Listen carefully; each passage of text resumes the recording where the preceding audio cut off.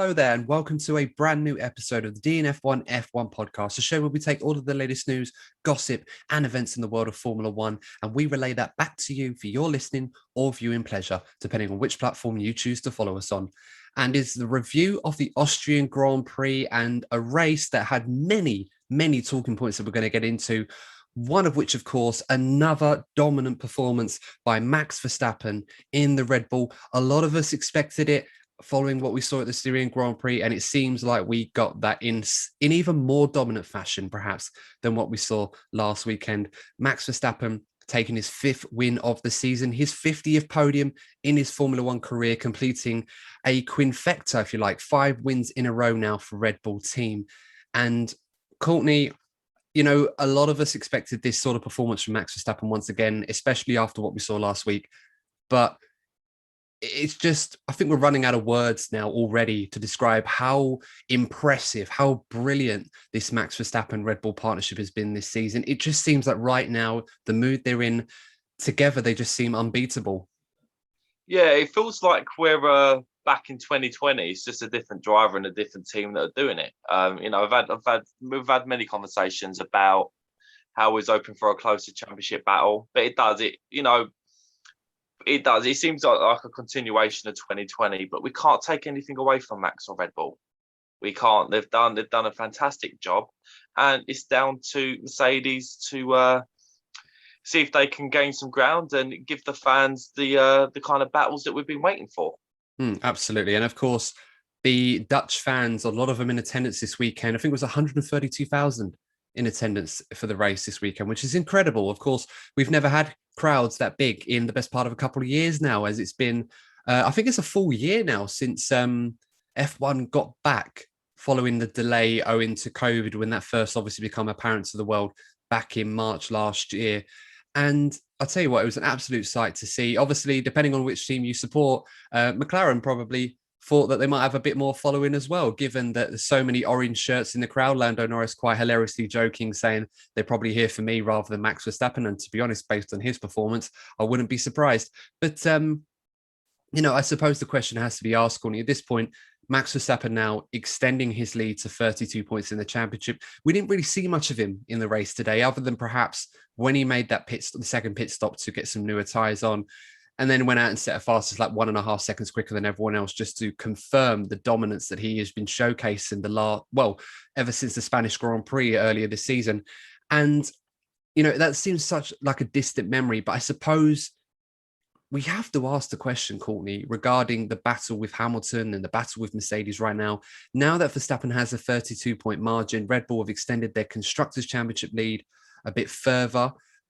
Is there really anything right now that Mercedes can do about Red Bull? It seems that they've got 10 days now, Mercedes, to try and find a way to overhaul this deficit that Red Bull have. I know James Allison mentioned in the press that there've been a few minor upgrades that are going to go on the car, stuff that have been signed off, if you like, from Baku onwards, and some pieces to help the engine reliability as well. Not that we're expecting a performance jump from that. Of course, teams can't do that. But do you see that there's any way right now, or anything that Mercedes can do to really try and turn this form around? Because right now we are seeing Mercedes level of dominance from Verstappen and Red Bull. I think Mercedes is going to have to rely on some wet races in order to help them get back, because they're going to need a DNF for Max now in order to get them back into the race. It's a tough one to watch, because I was really expecting a close battle this year, and it started off with so much promise, and from sort of Monaco onwards, it's been a one-way street for Red Bull. Again, can't take anything away from Max. I do feel Mercedes have been handicapped by regulation changes, but I'm sure Mercedes have done it to Ferrari recently. So swings and roundabouts in Formula One. But yes, we've been robbed of a battle. But yeah, as I said, I think Max has been supreme. And let's hope from next season onwards we see a lot more challenges, with some new challenges, with the likes of hopefully Lando Norris being in the mix, or Charles Leclerc, Carlos Sainz. I'm just really hoping for a great battle next season, because fans have been waiting a long time for it. I mean, we had this battle for a little while this season, and the championship's a long way from over. I mean, I know we talk this up as if it's almost like the championship's quickly becoming a dead rubber, and it's not the case. Mercedes are more than capable of putting something together or improving their car, or just putting in the performances that they do to try and turn this around. If anybody can do it, it's them. And there's going to be some tracks coming up that will, play to their strength. Silverstone being one of them, where we're going to go next in a couple of weeks' time. And, Red Bull on a track like Austria, the altitude quite high at times. The Honda engine obviously improved a lot and tends to perform very, very well at higher altitudes, as the Red Bull car does as well, especially places like Mexico, for example. Of course, we'll be going there much later this season, hopefully. But, you look at stuff like that and you just feel that hopefully Mercedes can find a way to turn this around, and the sooner the better, because 5 wins in a row for any team that isn't Mercedes in this current era of Formula One is almost unprecedented. It's unheard of. And I right now can't see how Verstappen and Red Bull are going to loosen their grip on what they currently have, which seems to be a stranglehold on this championship, where they're racing in a completely different league to anybody else.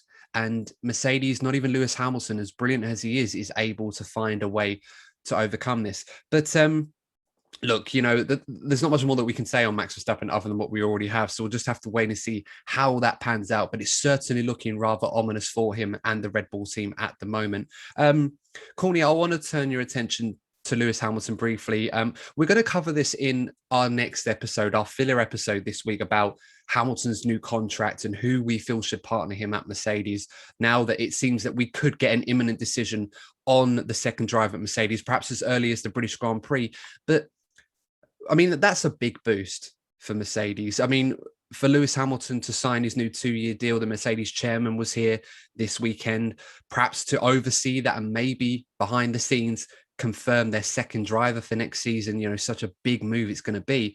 But, how great is it going to be to know now that Lewis Hamilton is confirmed and signed up at least for another 2 years in Formula One? I think it's definitely a long-term strategy for Mercedes, because maybe some people will be thinking, Lewis is 36 now, maybe he's past his prime. But I think sometimes people forget that a Formula One driver has a lot more to offer than what they do on a Friday to a Sunday. Lewis is vastly experienced. I mean, we talk about running out of things to say about people. Everything that Lewis has achieved, his ability, his knowledge of the sport, this is going to do Mercedes a lot of good when it comes to developing future cars. With next season coming up, they're going to need all that knowledge to give them an advantage going into this change that could potentially help Mercedes be at the front in the coming season. So this is definitely a long-term strategy for Mercedes in order to make them more competitive. Because if you think, if the likely outcome is George Russell joins, yes, George Russell is a great driver and has plenty of potential, but he isn't at the level that Lewis Hamilton has achieved in Formula One. So in terms of developing a car, they would be struggling. Say they had Bottas and Russell next season, I think they would be struggling with car development rather than having someone like Lewis in a team. So I still think Lewis has the ability to do another 2-3 seasons, of course.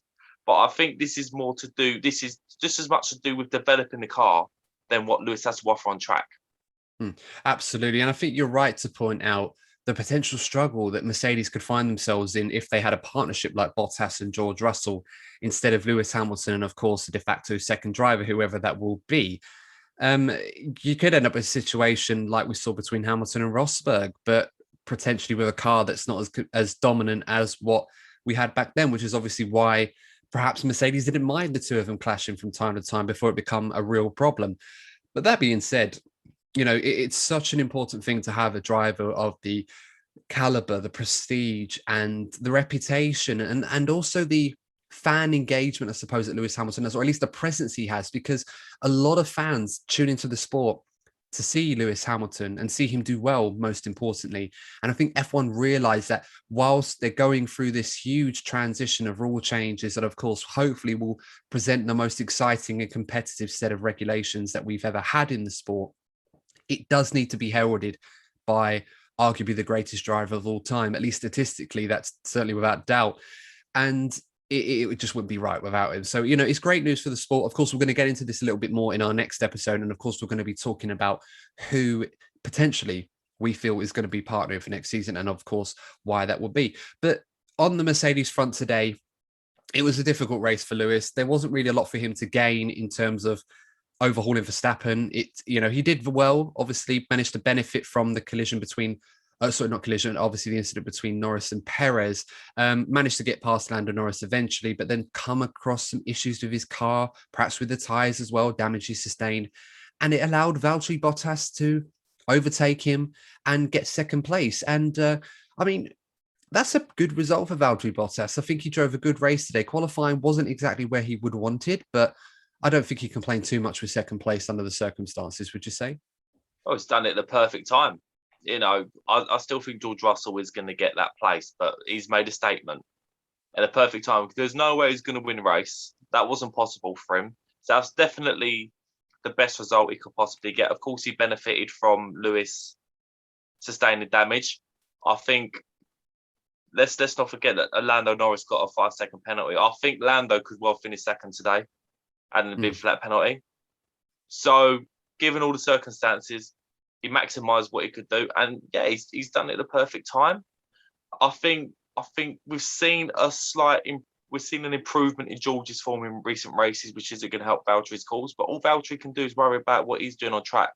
And in the last 3 races, people talking about how well Max has done. I think we've seen an improvement in Valtteri. He's been solid in these past 3 races, so he's definitely found some form at a vital time, in his career. He's definitely been there or thereabouts. And on a day like today, when Lewis was having trouble, at first Mercedes were prepared to ask Valtteri to stay behind Lewis to sort of allow Lewis to get as many points as he could. But then, of course, they realized very quickly that Lando Norris would have overtaken both cars if that was the case. And they had to obviously make the switch, move Valtteri ahead of Lewis, of course, had to pit Lewis as Lando was all over him and made that overtake.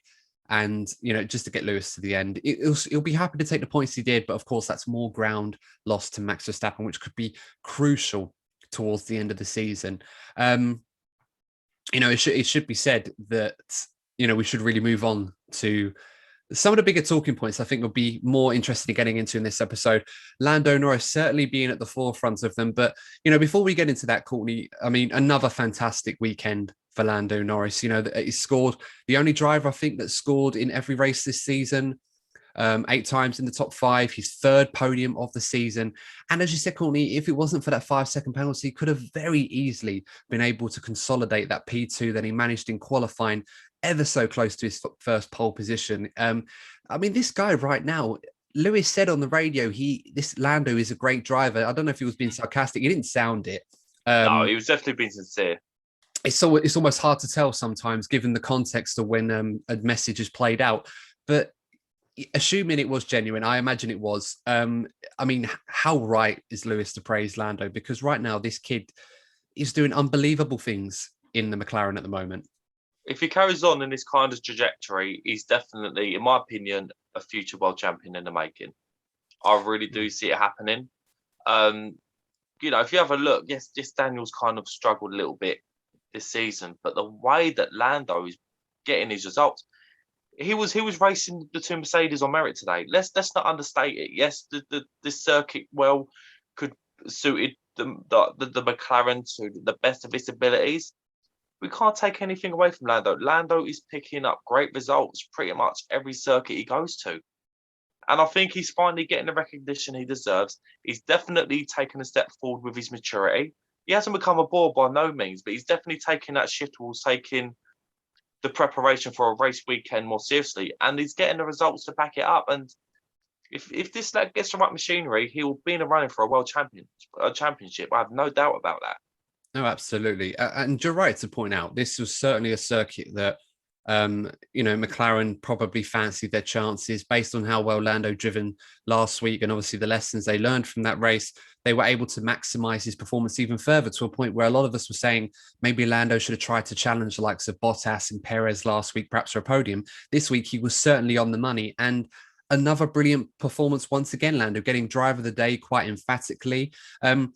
Yeah, I could probably agree with that decision. I mean, it's a fan poll at the end of the day. So, sometimes you do get drivers that get awarded that through popularity rather than actually earning it on merit. But, last week, I didn't think Leclerc was worthy of driver of the day, but he won it for his drive, the second half of it at least. And Lando got it today. But on the subject of Lando Norris, I think we've got to get into one of the more controversial things this season. And we haven't often talked about penalties that have been awarded for certain incidents in the FIA. I think we can agree that the stewards tend to be very, very good at how they police a lot of these incidents. But the ones today certainly come under scrutiny. And the theme seems to be, how far can we go in terms of racing? How hard can drivers race before it starts to become over the line? For those of you that haven't seen it, I'll briefly describe how this went down. Obviously, Sergio Perez on lap 1 was trying to overtake Lando Norris, got a good start as Lando Norris was trying to overtake Verstappen. When the run down from turn 3 into turn 4 and 5, you saw Perez, in the slipstream of Lando Norris pulled to the outside.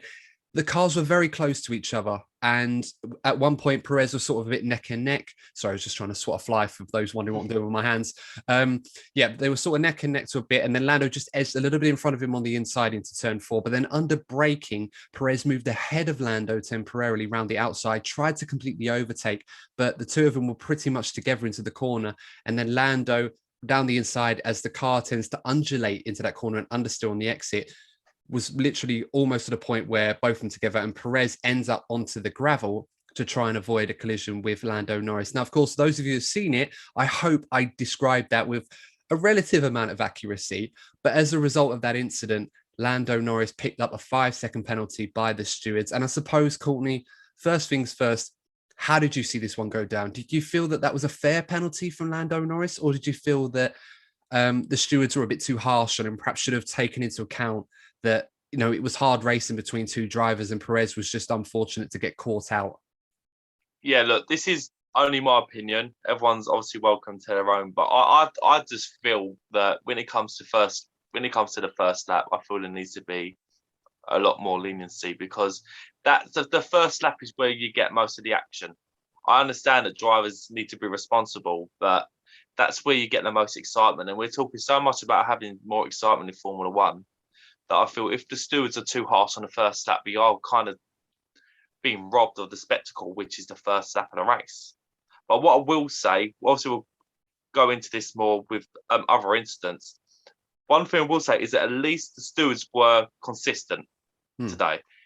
In previous races, we've been very, very critical. We actually did an episode on it about the inconsistency of stewards. So in one sense, I'm not quite sure how I feel about the particular decisions they made today, but at least they were consistent. Yeah, that's one thing we can give him credit for. You're right. We don't often talk about them. I know we did an episode, but it's not something we do cover in our regular race reviews. It's usually on occasion where something big happens and it's quite contentious, and I think we have to weigh in. On this particular incident, I absolutely accept that, we're on the first lap, you're going to get incidents. We saw a lot of that last weekend. Charles Leclerc, Pierre Gasly obviously coming together. And a lot of people thought Charles Leclerc should have got a penalty. And I remember saying that, it was clumsy from Leclerc. And I think the main reason why he didn't get a penalty was, one, because he wasn't at fault for Pierre Gasly retiring. That come later. And that was just really unfortunate for Pierre. But because Charles Leclerc sustained damage himself, I think if Leclerc had a free run, I think the stewards would have been a bit more harsher on him and laid down the law and given him a time penalty. But even then, okay, that's up for debate.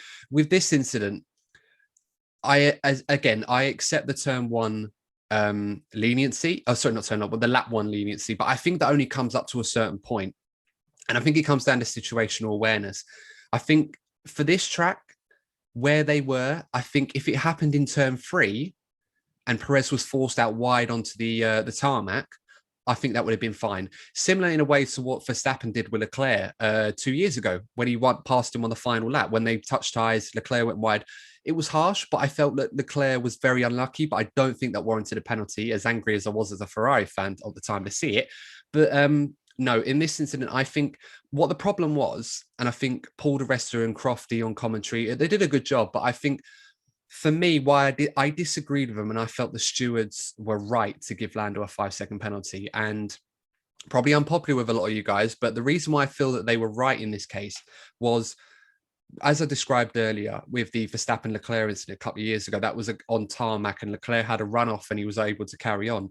But because of the gravel at the exit of turn 4 and the way the car tends to undulate a little bit when you're going at speed, I think Lando, despite wanting to keep that position, Perez was on far enough alongside him, at some point ahead of him under braking, to warrant at least room for his car to be on the outside for both of them to go through. Unfortunately, Lando didn't give him that space, and I think pushed him a bit too far wide, to the point where I think there's nothing Perez could have done. And if Perez had held his line, the two would have made contact and could have wrecked both their races. And I think because it forced Perez to the gravel in that fashion, I think you have to side with Perez on this one. It's such a tough call. But I feel like if there was tarmac around the outside and Perez had gone wide and slowed down, I think that would have been fine as hard racing. We all want to see that. But I just think because there was gravel around the outside, I think Lando needed to take that into consideration in his defense. And I think just pushed a little bit too hard. On a different day, different stewards, because they have different ones, they might have felt differently. But I think on this particular occasion, I would say because of that, I think you have to give the benefit of the doubt to Perez in this situation. I think it was a fair penalty. While we're here, let's move on to the other ones. We'll come back to McLaren, of course, because Ricciardo had a great day as well. But Perez versus Leclerc part 1. Similar incident to Norris and Perez. And basically, Leclerc was a little bit further ahead than Perez was of Norris. But this time, Perez dived down the inside and he actually hit Leclerc. He actually went into Leclerc a little bit and then forced him wide onto the gravel. And he got a 5-second penalty. I'm not going to go into too much detail on this, but I think absolutely you have to give Perez a 5-second penalty, not just because Norris got one for a similar incident, but because this one was probably a little bit worse. So, Courtney, what do you make of that? Do you agree? Do you know what? I was when I was watching it, I was like Ty from AFTV. Do you know, it's like, where's the card then? Where's the card then? Where's the card then? Because I was still salty about Lando Norris getting a 5-second penalty. So I was like, where's the penalty? Where's the penalty? Where's the penalty?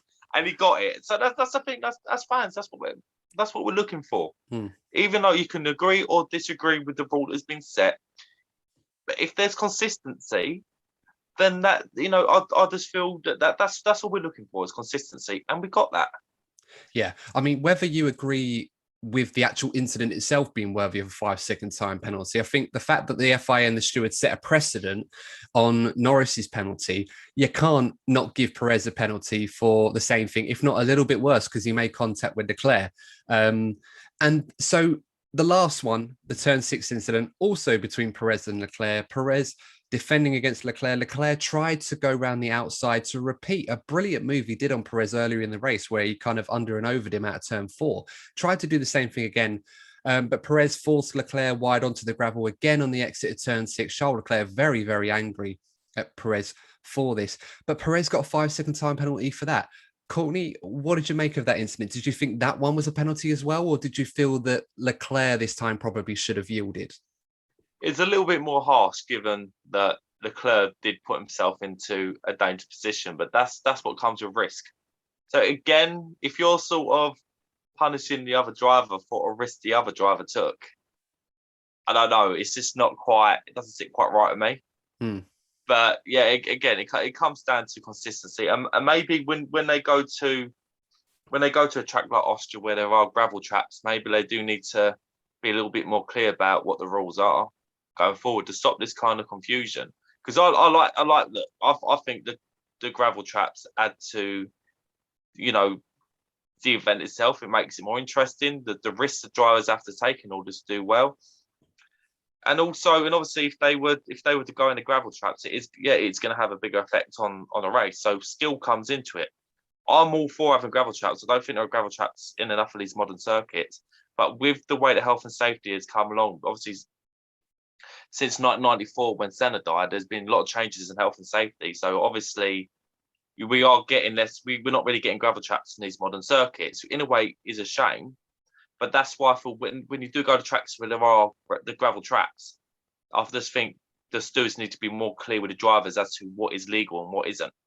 Yeah, no, absolutely right. And I'm a big fan of the old-fashioned circuits as well. Sometimes I think these circuits are a little bit too easy when they've got runoff areas everywhere, like Paul Ricard, although that is a test circuit by nature, so it's bound to have that.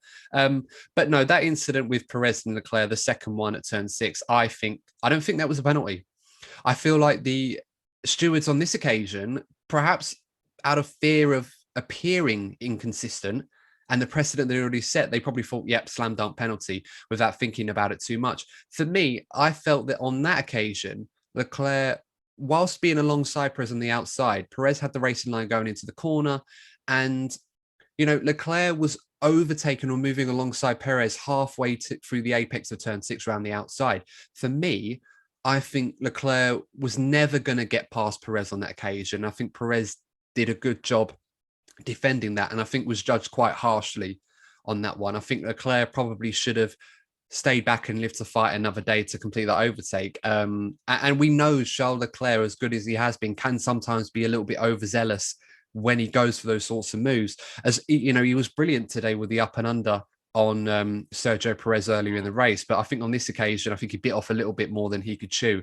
So I think that one was unfair on Perez. But as I said, I think the FIA and the stewards set a precedent today and just didn't want to appear inconsistent, fearing the aftermath, although they did get one, but not necessarily for being inconsistent.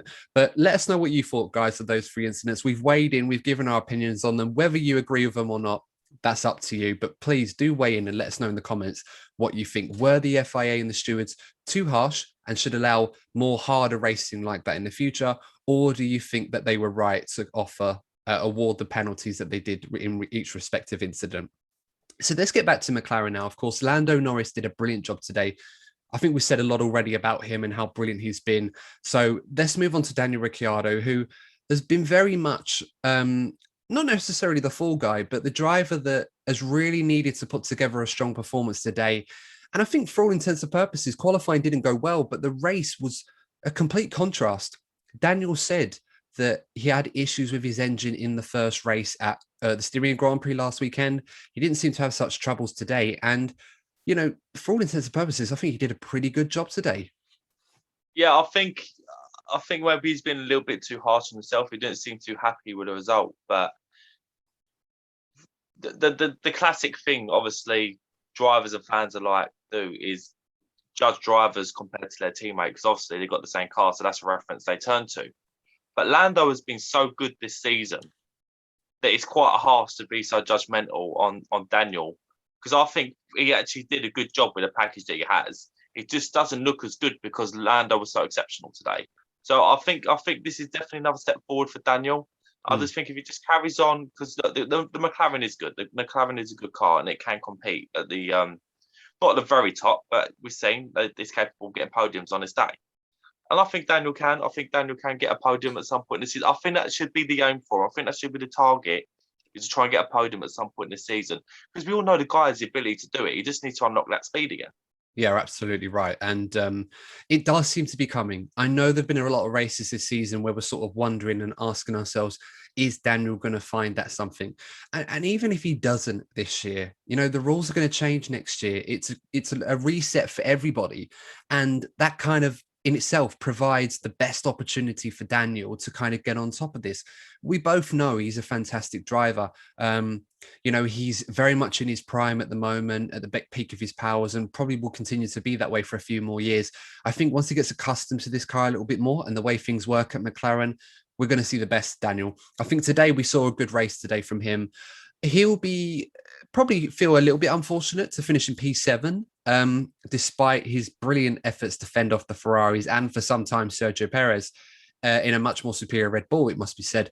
But he did his job for today for McLaren, and he was very much a part of McLaren increasing their lead over Ferrari in the Constructors' Championship, which of course is the main playing point. He's now in the top 8 in the Drivers' Championship. So he's in and amongst the top 4 teams. So he's roughly where he should be now on merit.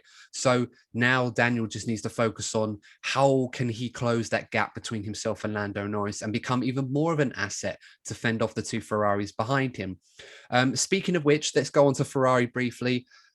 Last week's race, obviously a lot of good points for Ferrari.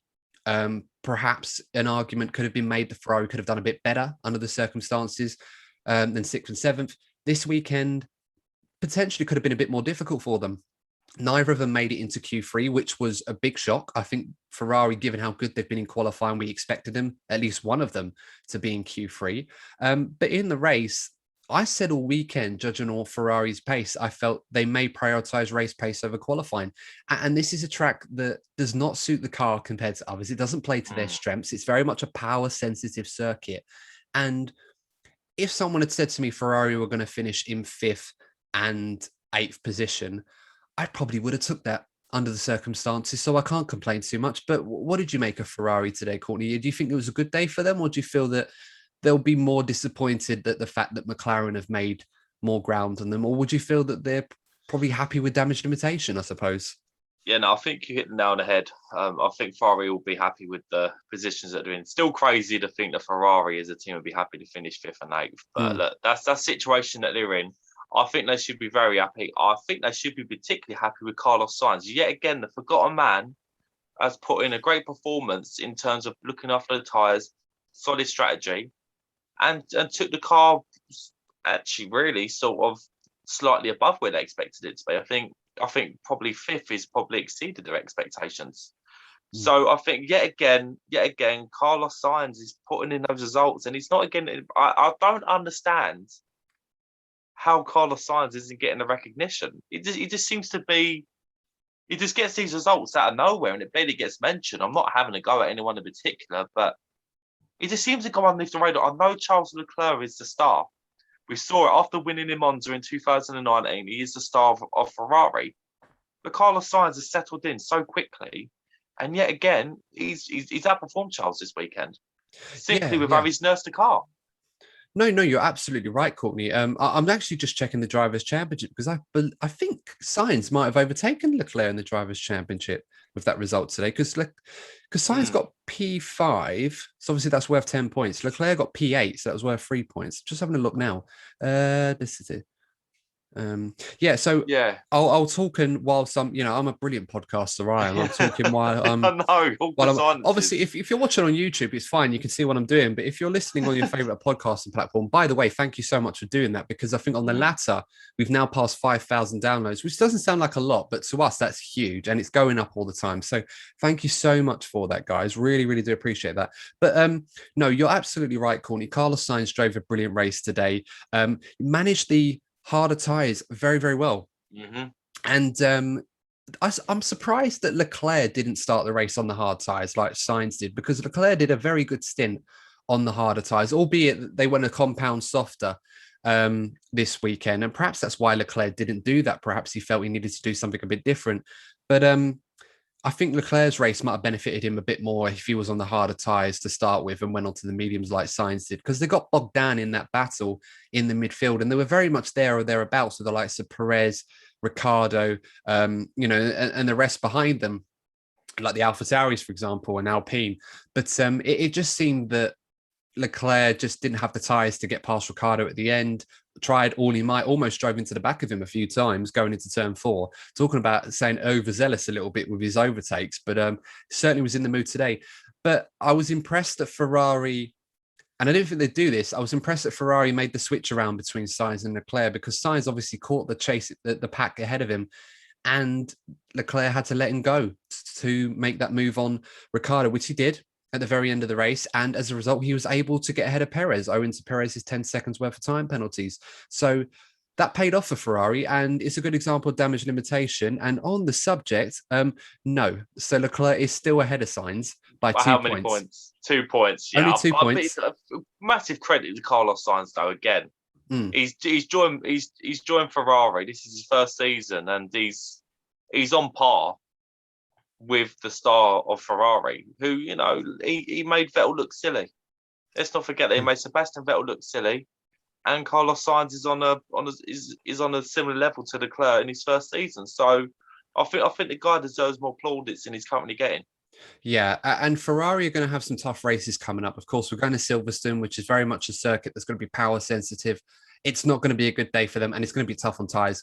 I wouldn't be surprised if we had another repeat of what we saw at Paul Ricard for Ferrari. Maybe not as bad, but I would make a bold prediction and say Ferrari will do well to score points at the British Grand Prix. I think it's going to be a tough race it was tough for them last year at the Was it the 70th anniversary race that? Yeah. No, it wasn't. It was the British Grand Prix because I think Leclerc come P3, didn't he? The British Grand Prix last year. But they struggled. They struggled in the 70th anniversary was at Mugello, wasn't it? No. The 70th anniversary race, they had the double header at Silverstone last year, didn't they? Okay. What I mean is, I think Leclerc were P3. I'm getting mixed up with Ferrari one. Not Ferrari's one. No. Okay. F1's 70th anniversary. I think Leclerc come P3 because Bottas and Lewis had tyre issues and Bottas had to pit. Oh yeah. Avoid that. But yeah, as I said, so Ferrari could prove me wrong and do well, but I just think the characteristics of Silverstone might go against them this season a lot more than it did in previous seasons, especially with the tyre situation. Again, we'll have to wait and see how it turns out. Ferrari might surprise us, but I think McLaren will be very strong there. So this championship at the moment between McLaren and Ferrari, it seems swings and roundabouts, and we've had a few races where Ferrari have looked very strong. We're now getting a few races where McLaren have looked very strong. As we go towards the second half of this season, which we're quickly approaching, Courtney, do McLaren look like they've got the advantage going into this point, and do you feel Ferrari can get that back, or do you think that the races coming up are going to more likely suit McLaren a bit more and might play to their hands, especially Lando Norris? Let's not forget. Well, that's the thing. I think McLaren have the advantage mainly because of Lando Norris, and I've been praising both the Ferrari drivers. They're both great drivers, but Lando Norris is on a different level at the moment. Lando Norris is up there with one of the best drivers of the season so far. He's definitely up there with Max. He's up there with Max. Yeah, absolutely. Let's not forget how close he was to getting pole position in this race. I think Lando Norris has really taken that next step forward, and I think that's what's going to get McLaren over the line when it comes to getting that third place. I think so too. And he said before, quite famously, that Ferrari have got a very good car at certain circuits, and they've not made the most. They've made mistakes, and they've not capitalized on them, which I completely agree with. I think Monaco, a great example of that, where Leclerc was not able to take advantage of that win. And I've said countless times this season that this is kind of the difference. Lando's been so consistent. He's been scoring the upper echelons of almost every race he's been in. And another sign today of, McLaren, how much of a performance advantage they have to Ferrari, I don't know. It depends on circuit to circuit, but at least at Lando Norris, he's certainly extrapolating the absolute maximum out of that car. So it's brilliant to see for them, but Ferrari have to try and find a way to up their performance, and quick, if they're going to beat McLaren. I mean, they're doing well, but McLaren right now, especially in Lando's hands, doing a phenomenal job, and that will get even better as Daniel starts to improve a bit more. Let's talk about AlphaTauri. A bit of a mixed bag for them today. I expected AlphaTauri to be very strong here. I thought they would be the best of the Alpine, Aston Martin, AlphaTauri battle. In Pierre Gasly's hands, they certainly were. But the spare fault for Yuki Tsunoda, who come P12 today. But very, very silly from him, because 2 penalties he got today, both for crossing the white line on the pit lane entry. And the pit lane entry at Austria, I think, is quite dangerous anyway. I think Karan Chanduk made a great point in free practice where they need to consider changing this because it's dangerous. You come out of 8 and 9 and they're so quick, the right-handers. And the pit lane entry is just before that, and you've got a hill, and as it comes over the canvas, you've suddenly got a right-hander, and someone could be going really slowly into the pit to try and stay in that gap. I'm surprised more accidents don't happen there. We saw in qualifying when Vettel was going slowly, Alonso approaches him, and could have been really, really bad. But what do you make of AlphaTauri's performance today, Courtney? We had Gasly do really well, getting points. Do you think Tsunoda could have gone in the points today if it wasn't for his 2 silly penalties? Because he was up there for most of the race. I think this race summed up the performances of the 2 drivers perfectly. Yet again, another great result for Pierre Gasly with the package that he had. But Tsunoda tripping over himself, he made a mistake not once but twice, I believe. You can't be doing that at this level. Once maybe it happens to the best. We even saw Lewis Hamilton make mistakes on that level last season, despite him being in top form. But to do it twice in one race, it's this pun unintended. It's a rookie error. And if Tsunoda wants to remain in this sport or be competitive, he can't be doing that. Yeah, it's really silly stuff. And AlphaTauri currently battling away with Aston Martin and Alpine this season. They can't afford to drop points needlessly for silly things like that. I mean, it might be just 1 point, but that could be the difference.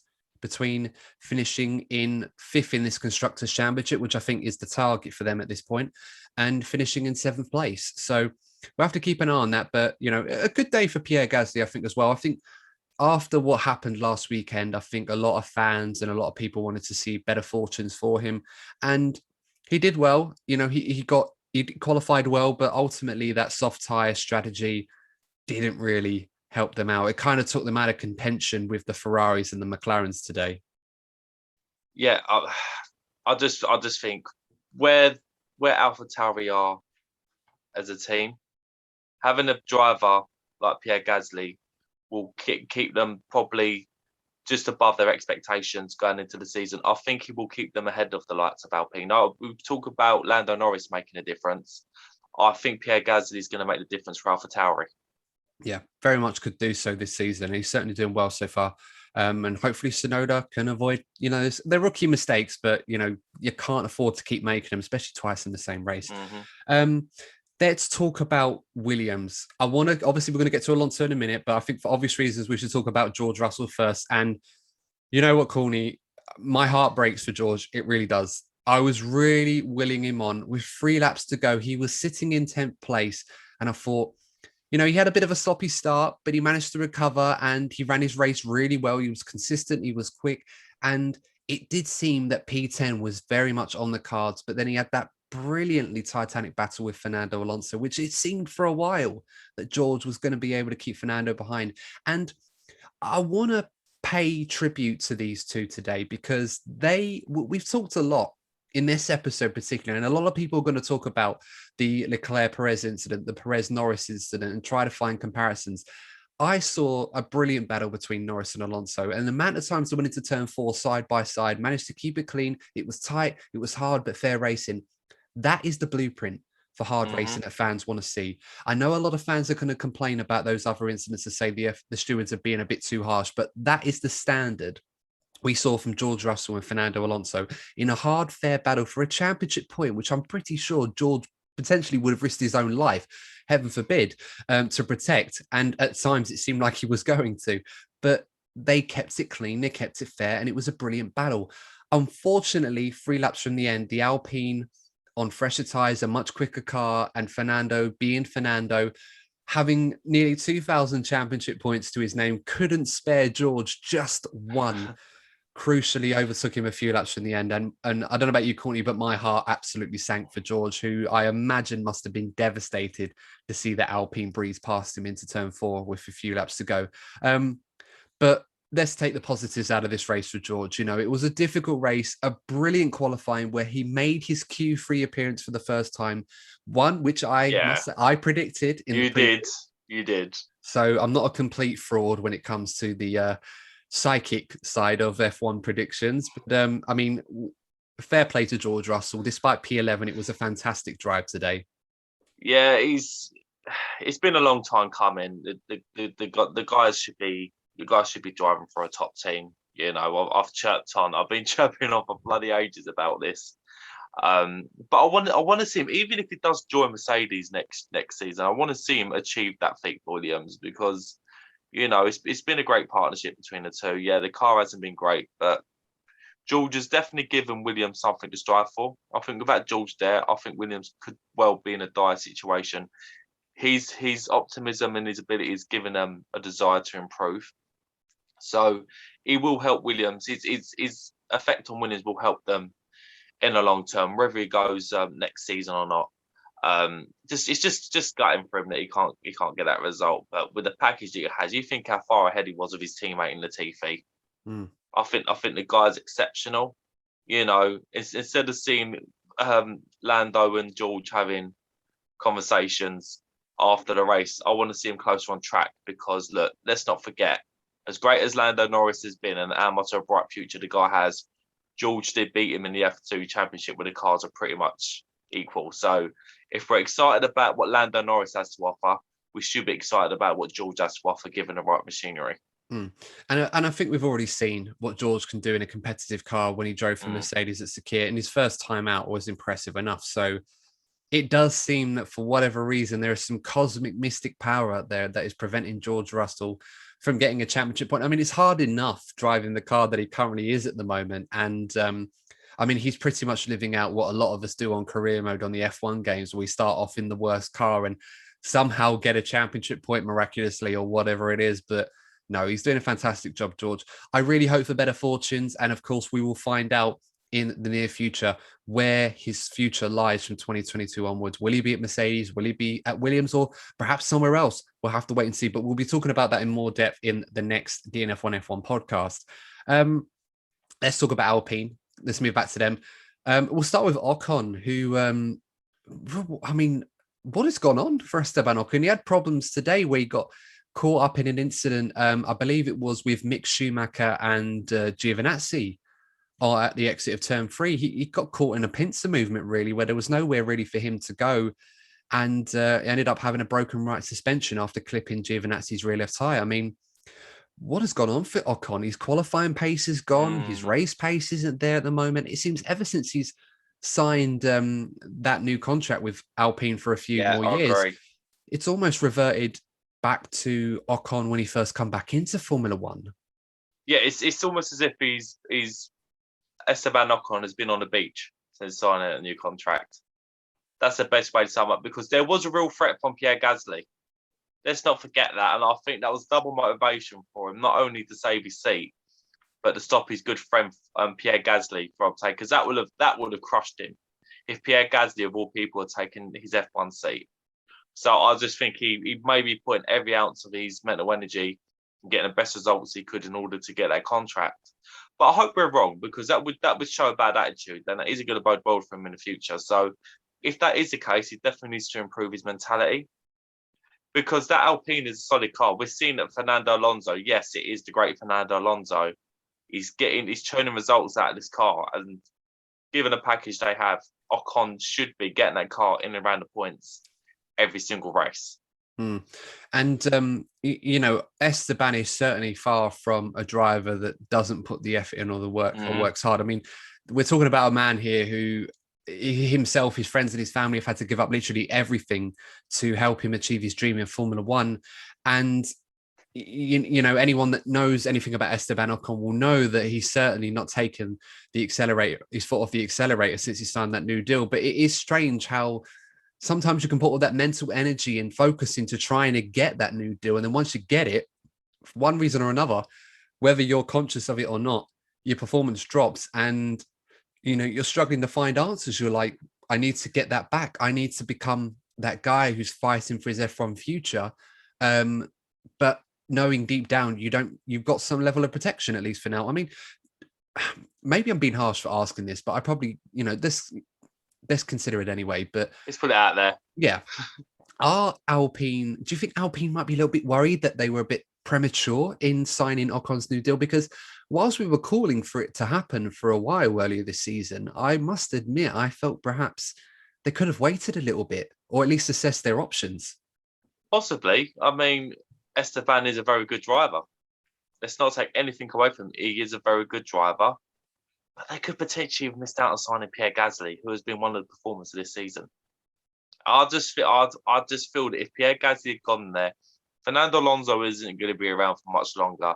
I think Pierre Gasly could have been their start. The way that we're seeing with Leclerc at Ferrari, the way we're seeing Lewis at Mercedes, Max at Red Bull, I think Pierre Gasly would have been the star of that team. And given the big changes coming along, he could have been a good spearhead for that team of being getting back to previous successes. And I think, even though they could turn back to him in 2023, I think they've missed a trick making a decision this soon. I mean, they could still do. I mean, let's not forget that, you know, AlphaTauri may keep Gasly on for another year. And the way things are going, I really hope they do. It's certainly by a mile the best option, but it could depend on what Red Bull want to do in all of this and how much power AlphaTauri have. So there could be an option for Alpine to bring Gasly into the team in 2023 once Alonso's 2-year deal runs out. And as I said, unless Alpine provide Alonso with a car capable of winning a world championship or at least competing to win races, I'd be surprised if he signed another deal beyond his current one. That being said, Fernando is still driving at a very, very good level. And once again today, at the expense of our beloved George Russell, he managed to get that championship point when it mattered, the old Matador. So, Yeah, I mean, well, George Russell bias aside, Courtney, on our part, how did you rate Fernando's performance today? Another solid job from the Spaniard? Yeah, he's not the Fernando of old. Obviously, he's not able to do it with the car that he has, but he's certainly become. His performances have certainly improved because this isn't just a one-off. He's been doing this for a few races now. He had a little bit of a slow start, but now he's back to that level that Alpine were expecting when they signed him, and he's getting his results for them. It wasn't their strongest weekend, but he managed to get a point, and that's what you expect when you employ a driver of his caliber. And long may it continue. Because I prefer to see him higher up the grid, but given what he has, I think he'll definitely be happy with his performances. Yeah, no, absolutely right. I think that's a fair point as well. Aston Martin had an interesting day today. Quiet day.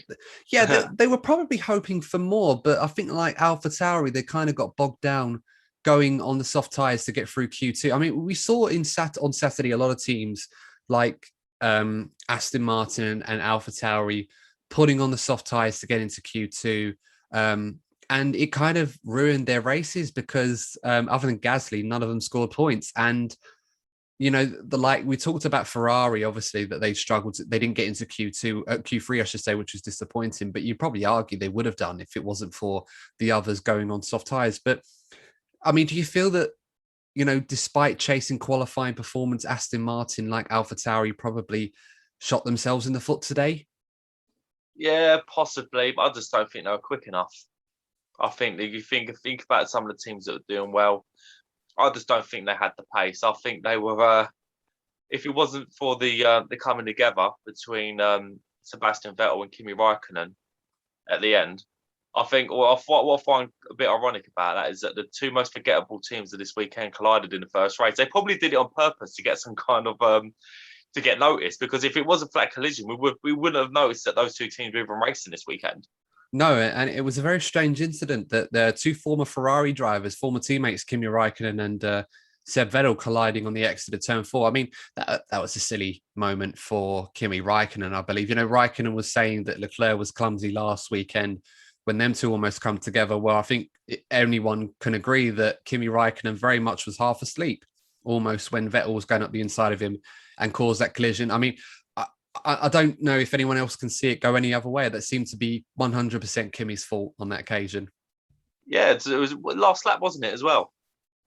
Pretty much. Well, yeah, I mean, it was the last lap for Verstappen, but for everyone else, it was another lap after that. But a lot of the guys had gone round. Yeah. He's probably thinking about what he's going to be having for dinner after the race rather than watching down the side of him.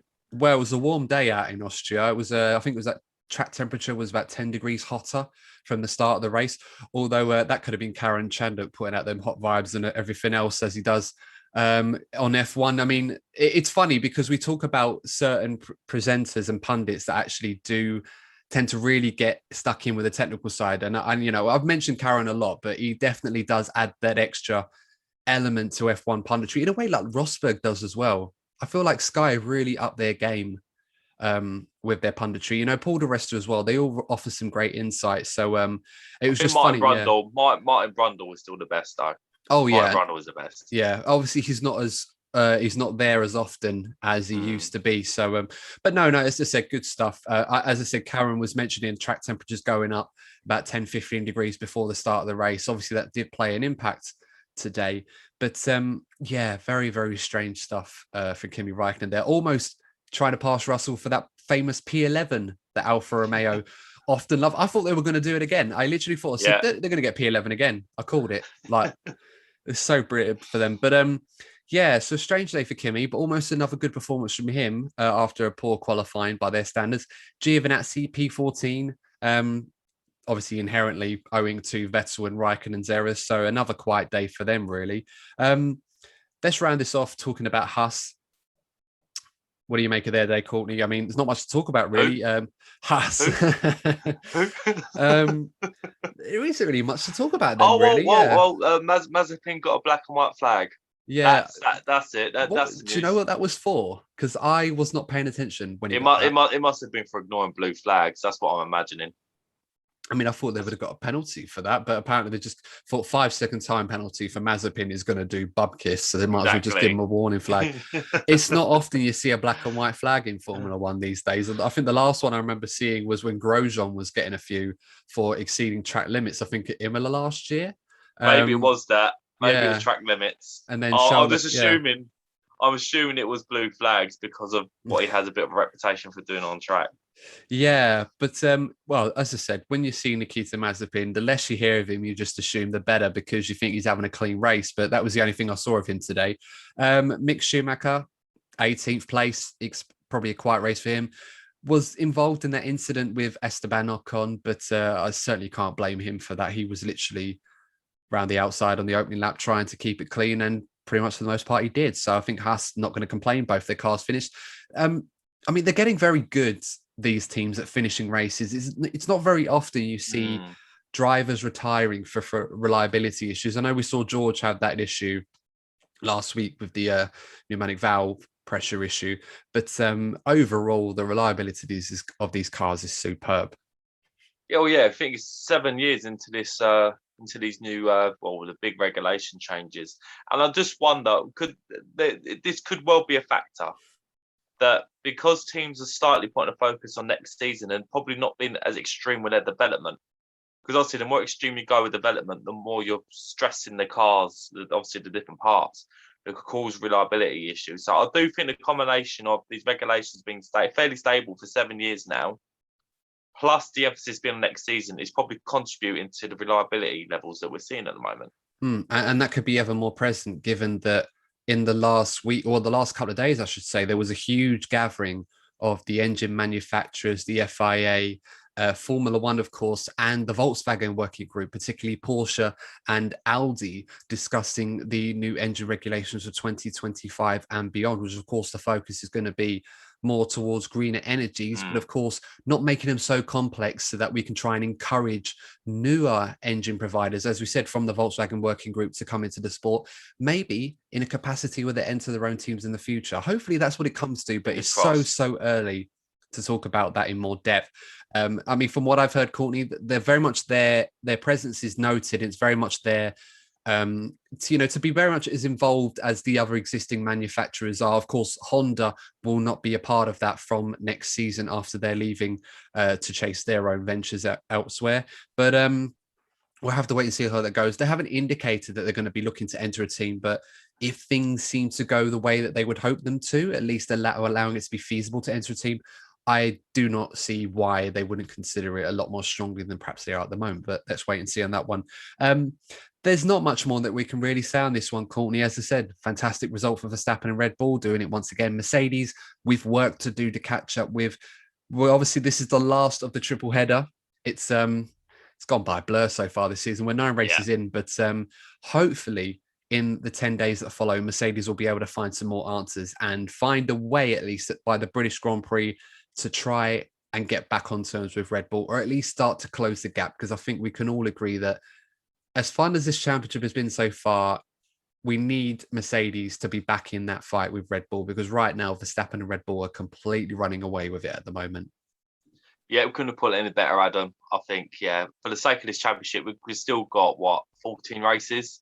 In theory, they have time to turn it around, but they need to do it right now. Absolutely.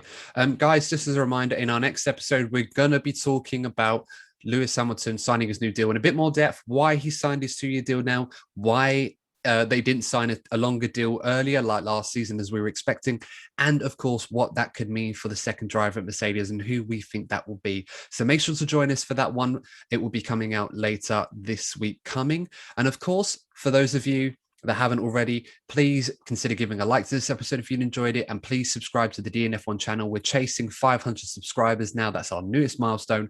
Please consider helping us get to that milestone and join the DNF1 family. We've got more great content coming your way. And of course, if you're listening to us on major podcasting platforms, thank you so much for following us and continue to support us. We really do appreciate this as an independent F1 podcast. It means a lot for you guys to engage with us. And of course, make sure to leave a comment in the YouTube video if you've got any opinions that you'd like to weigh in on some of the topics we've discussed, especially with the hard racing versus penalty controversies that we saw today. And all I have to say, guys, is until next time, take care, stay safe, and we will see you in the next episode of the DNF1 F1 podcast. Take care. See you soon.